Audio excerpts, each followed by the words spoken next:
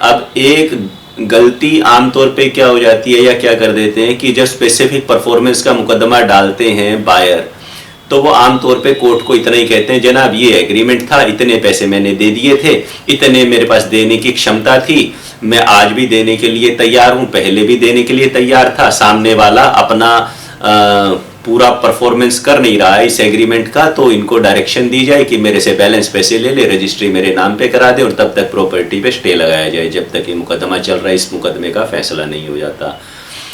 अब हाल फिलहाल में ऑनरेबल सुप्रीम कोर्ट का एक जजमेंट आया है। ये जो जजमेंट है ये है 29 अक्टूबर 2025 का, अन्नामलाई वर्सेस वसंती एंड अदर्स।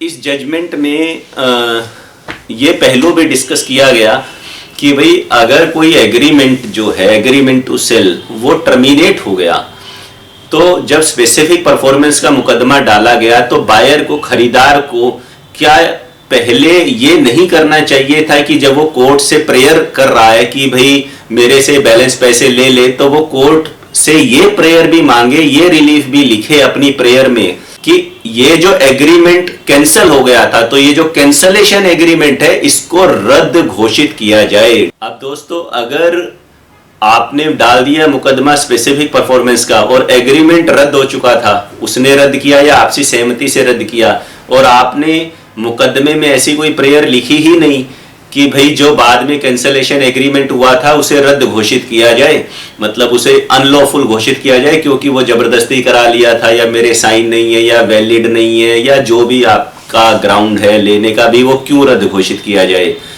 तो इससे पूरा केस क्या आपका खराब हो जाएगा? क्या पूरा केस खराब हो सकता है?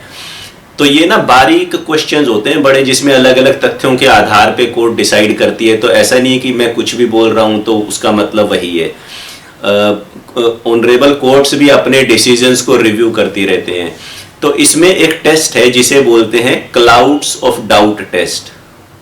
क्लाउड्स ऑफ डाउट, ऐसा लग रहा है किसी रेस्टोरेंट का नाम है, पर कोई बात नहीं। Clouds of doubt test Hindi में बोलेंगे तो इसका हिंदी रूपांतरण क्या होगा? क्लाउड्स मतलब बादल, हाँ, शक के बादल शक के बादलों का टेस्ट। शक के बादल कैसे हैं? कहने का भाव यह है कि कोर्ट का कहना है, ऑनरेबल कोर्ट का कहना है कि जिस एग्रीमेंट को लागू करवाने भाई तुम कोर्ट आ गए, उस एग्रीमेंट पर ही शक के बादल मंडरा रहे हैं कि क्या ये एग्रीमेंट जिंदा भी है या मर गया, वैलिड भी है या नहीं है।